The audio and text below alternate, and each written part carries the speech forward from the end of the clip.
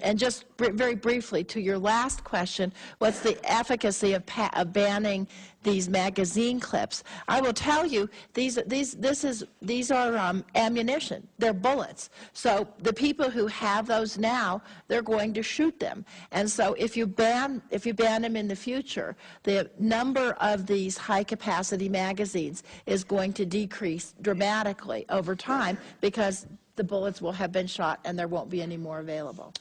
I have magazine limited safety. I have to change magazines. I am at a serious disadvantage. The question was, Representative DeGette, what about me? Good news for you. You live in Denver. The DPD would be there within minutes. I was trained in firearms. I carried a concealed weapon. I made the determination that if somebody was going to try to take me out, I was going to take them with me. If I could have gotten 51 votes in the Senate of the United States for an outright ban, picking up every one of them, Mr. and Mrs. America, turn them all in, I would have done it. You'd probably be dead anyway. We can't have a totally armed society. We'll never get a handgun ban with the Second Amendment as stated. I don't know. I don't know that we can't. None of these rights are absolute. None of them. Senator Dianne Feinstein was the author of the assault weapons ban in 1994. Professor Koppel, was the 1994 assault weapons ban a sensible and effective means of reducing gun violence? Based on the Department of Justice study, the answer was no. The assault weapons ban made sense. And just really brainwash people into thinking about guns in a vastly different way. Do they need a bazooka? No one's taking away all the guns. No one will be able to be armed. We will take all weapons. I'd love to see that. In uniform.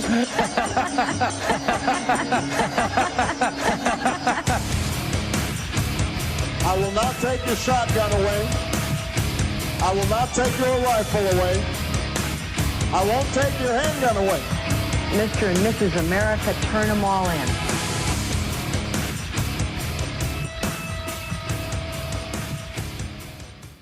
We mentioned before the results of the legislative session in Colorado that went on during the spring. Everything comes home to roost at a minute past midnight tonight when the new laws kick in. And I'll kind of go through them sort of as an overview. I don't want to get into too much detail with each one of them, but there is a lot of stuff to cover. The first one is probably the one that got the most attention, and for most people is the biggest thing. It's a law that limits the capacity of magazines to 15 rounds.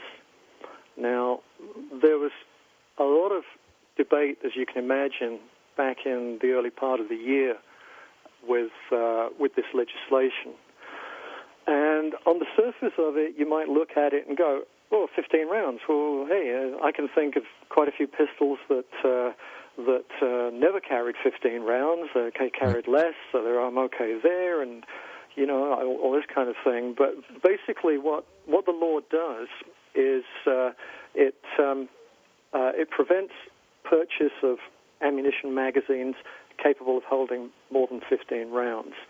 It grandfathers in magazines of a higher capacity that people already own. The second part of that is, the main thing is it's the cutoff at midnight. Anything that people bought up until midnight tonight is grandfathered in, they're okay.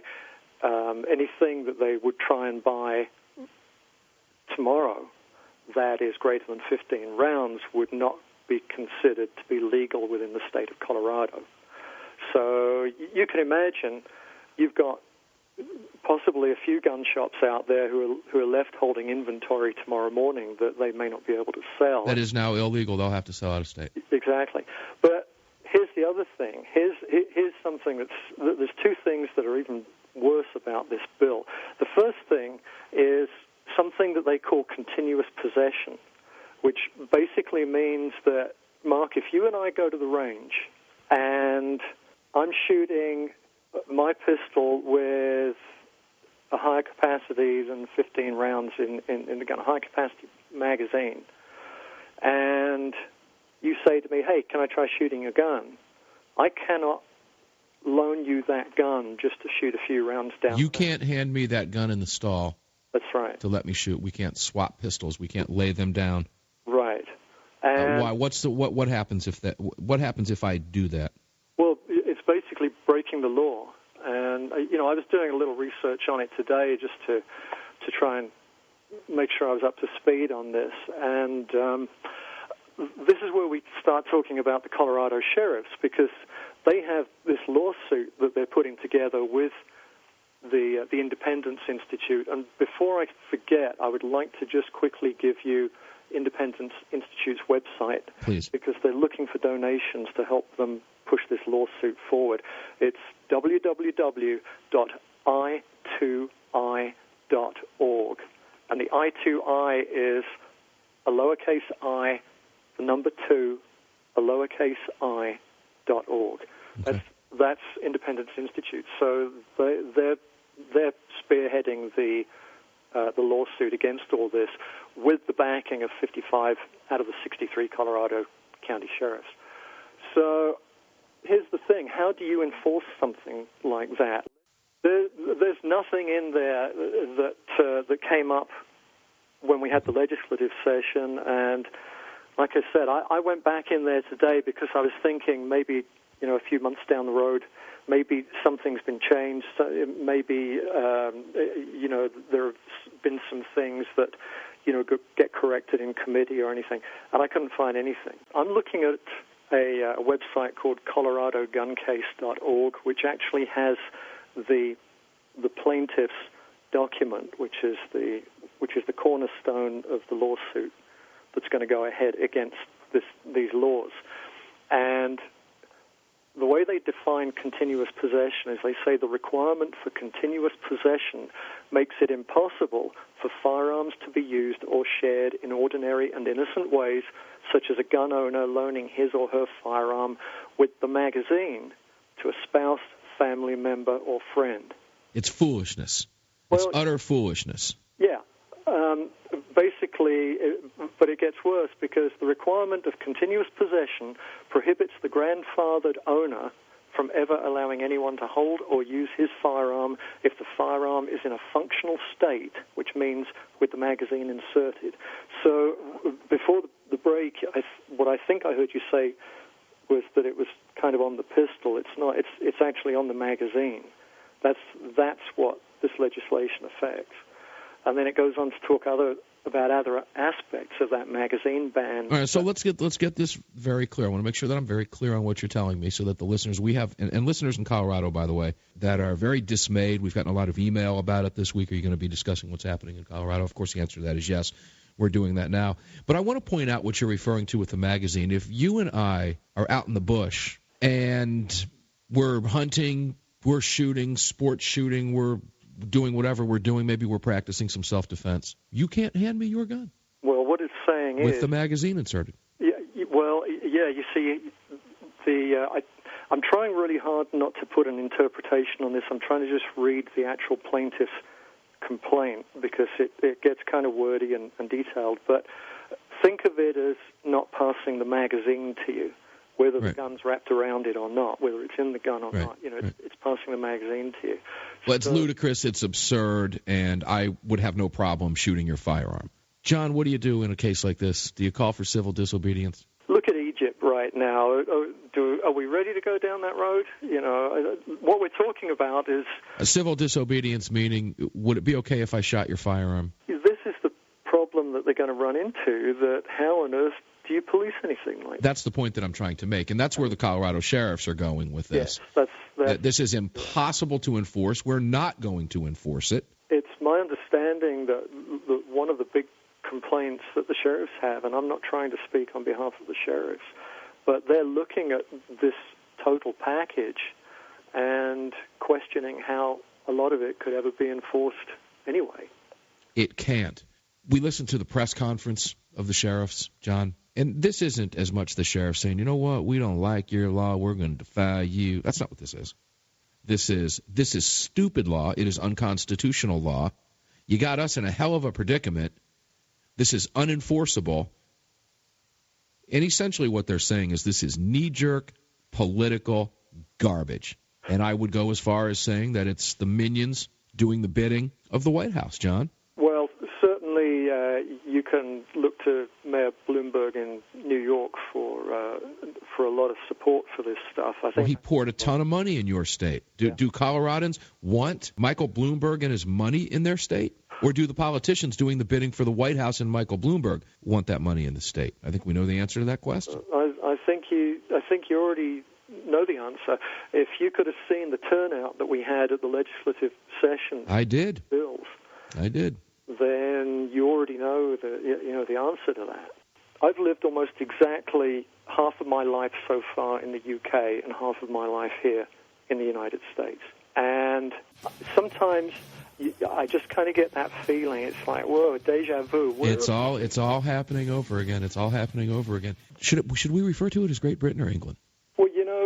Well, Great Britain is really the British Isles. It's the whole thing. England is, you've got England, Scotland, and Wales. So if that helps, either one. Yeah, we'll call it Great Britain because all those laws apply to the entire territory. Well, for the most part, that's a whole constitutional thing as well. But yeah, for the most part, for the purposes of this conversation, we'll just call it over there. Over there, yeah. Over there. You were born over there. Now you live over here. Yes. Nikki Gosser, welcome to the show. How you doing? Hey, Mark, I'm doing well. Thanks for having me on. You just returned from your trip to Great Britain from over there. You just went over there as a staunchly pro-gun American citizen and had numerous conversations with a number of British subjects on both sides of the fence, correct? Yes. Okay, before we go into that, John Higgs, I want to introduce you to Nikki Gosser here on the air. Hi, Nikki. How are you? Hey there. Doing well. Nice to talk to you. John, you spent, and I hate to ask you this on live radio, how old are you? I'm 56. 56 years old, so you've spent approximately 28 years over there and over here. Mm-hmm. And as a result of that 28 years, what are you seeing now here in the U.S.? And then I'm going to turn it over to you and Nikki and let Nikki run with what she found out while she was there. What are you seeing now? You alluded to it before the last break. Well, I think the thing that I've seen, and it's just been a creeping thing for a long time, is just the effects of socialism in a lot of ways. And I know I feel like a broken record sometimes, that it seems every time I come on the show I keep saying the same thing, that we're heading towards a socialist society and a socialist political structure in this country. But based on, when I was living over there, I see a lot of similarities that people in the UK, they're not the World War II generation, that basically put up with the Battle of Britain, the Blitz, the invasion of Normandy, and everything in between. It's much more of a what's in it for me entitlement generation. The government is all-seeing, all-powerful, and if you had to condense it down to one sentence, it would not be what can I do? It's what can the government do for me? It's what can I get? It's what can I get? It's fostering that. Nikki, you were just over there. Your thoughts? Yeah, well, I went to London to do some filming with the Discovery Channel. They have a show called Investigation ID, and I guess they have a TV series coming out at the end of this year called Obsessed, and they're interviewing 10 different women who have dealt with stalkers and talk with them about their stories, and that's going to air at the end of this year. But while I was there, my father and I took an opportunity to kind of speak with the locals and people around there. And I'll never forget, we went to Westminster Abbey to go look around as tourists, and I had my backpack on in my purse. And, of course, they have an unarmed security guard at the entrance searching bags. And he asked me to take my backpack off in my purse so he could search my bags. So he's looking through my backpack, and he sees my book that I just wrote, Denied a Chance, in the backpack. And he says, were you denied a chance? And I said, oh, that's my book that I wrote. He said, you wrote a book? He said, do you mind if I take a look at it? And I said, no, sure, go ahead. And so he pulls my book out, and he reads the title, Denied a Chance, How Gun Control Helped a Stalker Murder My Husband. And he looks at me and he says, you're an American, right? And I said, yeah. He said, are you an American who wants more gun control? And I said, no, I'm the opposite. I believe that law-abiding people should have the ability to defend themselves and their families, and I don't believe that gun control is going to make anyone any more safe because bad guys don't care about the law. And he looked at me and he said, we fear people like you. And I was like, wow, he fears people like me. Yeah, you're pretty scary. Stop right there. John, I got to kick it over to you. Your response to that? Unfortunately, I'm not surprised. I hate to say that.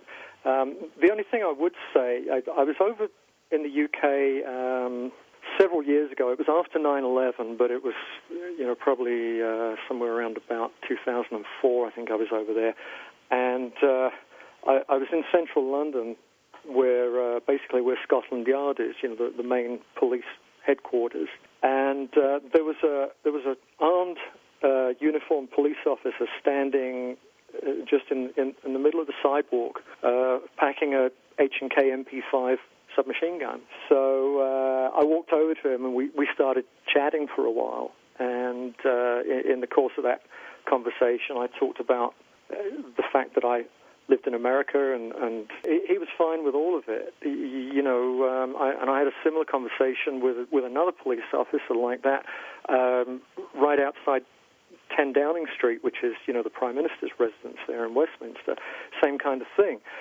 So I think it's interesting. I just wanted to put that out there, not as a counter to what Nikki was saying, because I completely recognize what you just said, the story that you told. It doesn't surprise me at all. But there are also other people who are also in uniform who are a little bit more down to earth. Who get it? Yeah, a little bit of a balancing act there. Okay, and we're going to talk about one of those individuals with Nikki, but this conversation is timely as we see what's getting ready to happen to Colorado, as I said at the beginning of the segment, that the two fit right now, because we're seeing that creeping socialism in this country, and I don't know of anything else to call it. We're seeing this era of big government. Now, I believe that freedom will defeat that, and that that this is a free country, and we will eventually step away from that. Did you carry on the conversation with him after he said he feared you? No, I didn't. I just smiled at him and said, have a good day. Went on in. Which was probably a smart thing to do. It was probably senseless to engage him at that point. Senator Dianne Feinstein was the author of the assault weapons ban in 1994. Professor Koppel, was the 1994 assault weapons ban a sensible and effective means of reducing gun violence? Based on the Department of Justice study, the answer was no. Overwhelming majority of Americans agree with us on the need for universal background checks, including more than 70% of the National Rifle Association's members, according to one survey. Universal background checks, the true goal. View it now at radiofactor.net. Nationalized American citizen. John, welcome back. You're out in Colorado. Tough times for you as a Colorado resident out there today, isn't it? Well, it's going to get interesting once these laws actually go into effect at midnight, certainly. The clock is ticking in Colorado, no question about it. It's tough. It's a tough road. I know. There's nothing we can do now, but I believe freedom will prevail in Colorado. I think you're going to see a couple recalls out there. They're soon going to find out the difference between AstroTurf and grassroots, John. Yeah, that's for sure. The recalls, once they got all the signatures in and all of those signatures were evaluated to be not just registered voters, but registered voters within the precincts of those two recalled politicians, then they found they had more than enough signatures to move ahead with the recall. So by thousands in one case I'm aware of. They didn't just find out they needed 13 and stopped at 13. They found out they had 17 or 20, whatever the case may be, as far as thousands are concerned. You're absolutely right, Mark. And I think that was for John Morse, who's the leader of the Senate. Who is doing exactly what a disgruntled politician who doesn't care about your freedoms. He's now bad-mouthing his opposition. It's do yourself a favor, Colorado. Rid yourself of the cancer. Rid yourself of the cancer known as John Morrison. What's the other one? Angela Hiron. Okay, very good. Do something about it, Colorado. Rid yourself of the disease, the gun control disease, and we'll certainly help you out. Nikki Goser, while you were in Great Britain, you had some conversations with a number of people. Did you find that most of them were pro-gun, most of them were anti-gun? Were they fascinated by our right to keep and bear arms, as many Canadians that I've talked to are, and so forth? What'd you take away from it? It's kind of a mixed bag. I spoke with some women that were there at the hotel that were actually from London. And, at first when I started speaking with them, they seemed very anti-gun, but the more I spoke and the more I talked about justifiable self-defense and different scenarios, I could tell that in the back of their mind they were thinking, gosh, she's right. Wish I could do that. Wish I had that opportunity to defend my life. Jeez. Yeah, when we left that conversation, I think I left them with, holy cow, Yeah. I'm sure you did. It's a very powerful story. Your story is very emotional and very powerful. And when somebody hears it, particularly from you in person, it has a very serious effect. Nikki, you also had a conversation with, I believe his name is Mike Wells? Yes. Tell us about it. Yeah, Mike Wells is the General Secretary of the Sportsmen's Association in London, and I had dinner with him and about 3 other gentlemen, and they were all very pro-gun. They believe in the right of self-defense, but of course in the UK you have to be very careful what you say. And, they still have sporting, abilities to be sportsmen and have a gun for that purpose. For clubs. For clubs, right. And the majority of those people at those clubs believe in the right of self-defense, but they're afraid to speak out in favor of self-defense because they're afraid that the government will come and take their ability to be in the club or be involved and have the ability to be a sportsman. And in other words, they've given up. Some of them. I think some of them probably have, unfortunately. And, it's that fear of having that taken away. And I don't know. All I know is what I witnessed there were street cops carrying a baton and handcuffs. And the police officers guarding Parliament had machine guns and 1 or 2 handguns on their hips. So obviously you can tell what's important there is big government.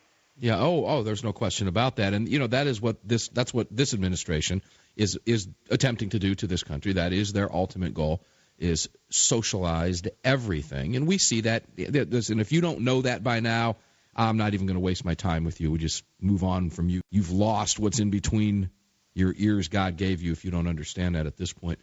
But this individual, Mike Wells, remembers very clearly, as millions of Brits do, the Dunblane, what do the press call it, John, the Dunblane massacre? Regardless, it was 15 school children were killed by a lunatic with using 4 handguns. John, shortly afterwards, the gun control confiscation occurred, did it not? Yes, it did.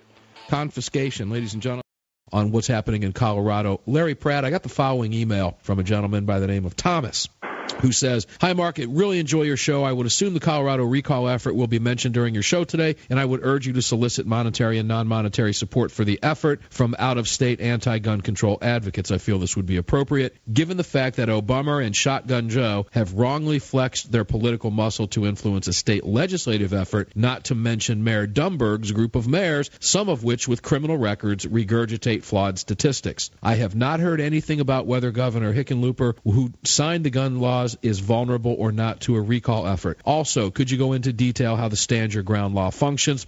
Colorado, efforts of the gun owners of America out there right now on the pending recall? Your views? Well, I think it's a marvelous development, and the state Senate president and one of his sidekicks, I think her name is Giron, they're now going to have to spend a lot of time and energy and money, and it's going to take their eye off their agenda just to keep themselves in office. And so win, lose, or draw, I think an important victory has already been achieved. And it's a marvelous lesson to the other legislators who now need to kind of be looking over their shoulder. And who knows, we may actually prevail. But it certainly was marvelous to see how the petitions were signed with plenty of time left over, right, plenty of extra signatures. I think maybe they've overreached in Colorado. I'm not sure that Colorado is California.